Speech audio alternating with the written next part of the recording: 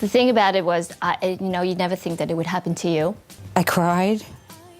I knew it was cancer. And then you find out that you have breast cancer. She told me she found 2 new spots.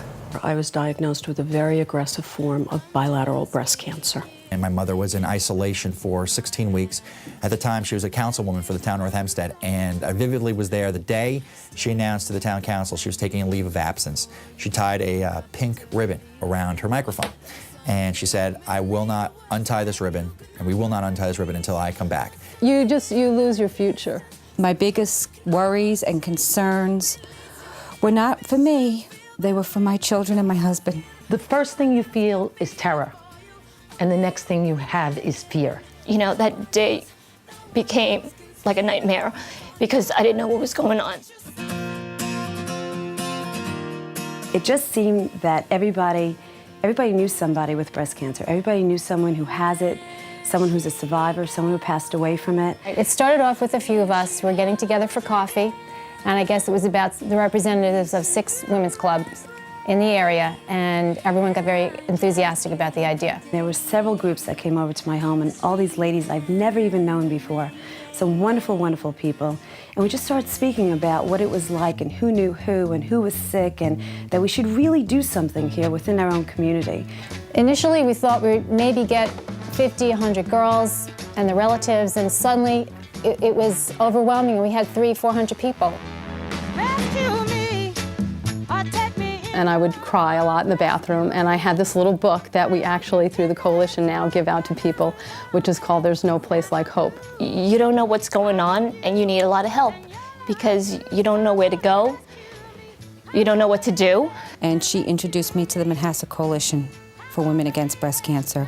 No one makes this journey by themselves. Well, my wife was in hospice care and at home here and also in the hospital.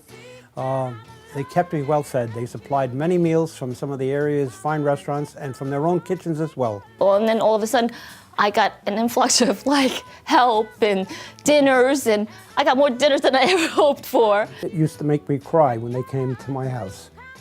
I used to hug them. I was so happy that they were caring about me and my wife. Who were at my door the minute they heard that I had been diagnosed. They were with me through my 4 surgeries this past year, through my chemotherapy, through the ups and downs of what a survivor goes through emotionally. These women who started the coalition are around me, and they took me under their wing. They gave me a beautiful mass. So I felt that I had incredible resources at my fingertips and I didn't even have to leave the house. Somebody very dear to me who passed this summer came to us, told us there was a whole faction of our coalition that was missing. She saw it in other coalitions, and she spoke to us about it, and a group of us ran with the ball. The concept of outreach is to not only assist the woman, but assist the woman and her family. Or we go to them with an information resource bag.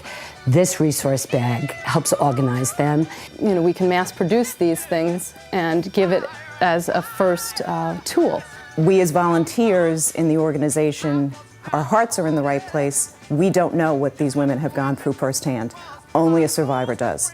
For example, I did not know that I would not be able to use my arms in the several days after my surgery. As a matter of fact, 1 week after my surgery, I fell down an entire flight of stairs in my house. The simple things of bringing a meal, or taking a child to a play date, or to a scheduled activity, or driving someone to a doctor's appointment, and just being there to listen to them. So that they can be prepared for what to expect. And I have gotten several calls back saying, "Thank you so much for telling me about the arms, because you're the only one that mentioned it, and oh my God, you were so right." And everyone really knows about it, or someone who's had it or has it right now or is fighting it. We gathered together a bunch of our friends, and we had a lot of help from our parents, and it turns out that everybody in the town was really enthusiastic about it. And we didn't really know how big it was going to be, So we kind of just thought it was going to be a little small thing that we did for maybe 1 year, 2 years. We started with about 15 to 20 girls in the 8th and 9th grade, and now it has evolved to all the grades in high school, and we have over 100 girls. Breast cancer's come a long way in 10 years. We have new ways of treatment, we have new ways of detection, and we're exploring what it means to be a survivor. But most importantly, from my point of view, we're studying what causes breast cancer finally, and that means we have a chance of eradicating it. It's groups like the Manhasset Women's Coalition Against Breast Cancer which really have been at the forefront of pushing for these changes and pushing for this important research. And I want to congratulate them and all the volunteers that work with them. They are a model for how breast cancer can be a coalition of researchers, volunteers, physicians, all working together to stop this disease. I think research is really critical because it does take a long time. The scientists have to go down a lot of different avenues. And for us to test those ideas, we need to work with cells and culture. We need to put those cancer cells in mice. We have a lot of good ideas as to what the cause might be, what the environmental factors might be, how we can prevent those environmental factors from taking effect in a human being for the development of those various cancers. One of the recipients of funding has been Cold Spring Harbor, also Memorial Sloan Kettering Cancer Center. A lot of new research has come out of those institutions. We're on the cusp. I really honestly think that we're on the cusp of major breakthroughs.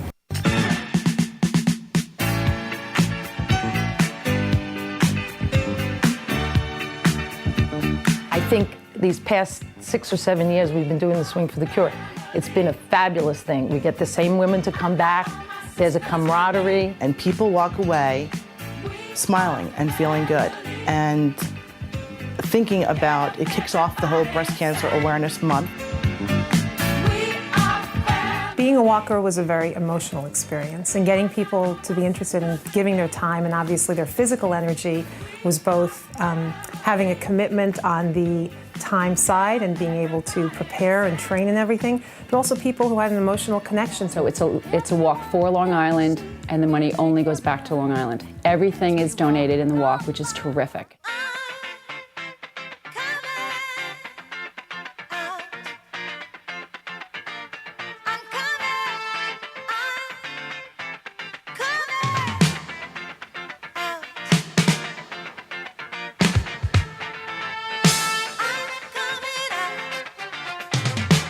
And going down to the gazebo and seeing all these people coming down, and they might be honoring somebody or running in celebration, it's awesome.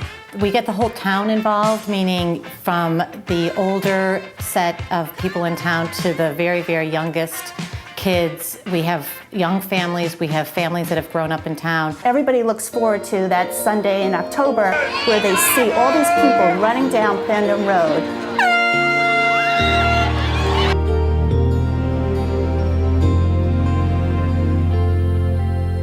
Deep within each heart, there lies a magic spark that lights. I feel truly blessed, and I have gained so much from the experience. You have that hope, and so that you're not afraid.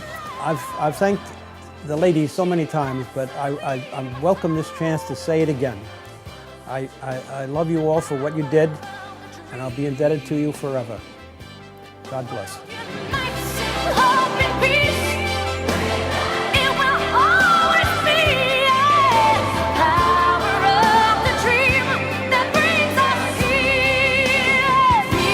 I feel truly blessed. I thank you from the bottom of my heart, and that my family thanks you for helping. I just don't want my daughters to have to go and get a mammogram the way I go.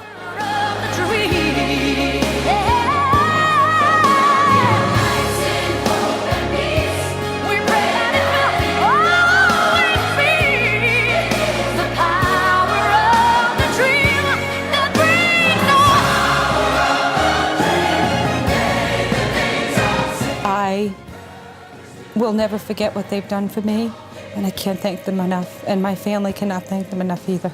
I hope that breast cancer can be prevented.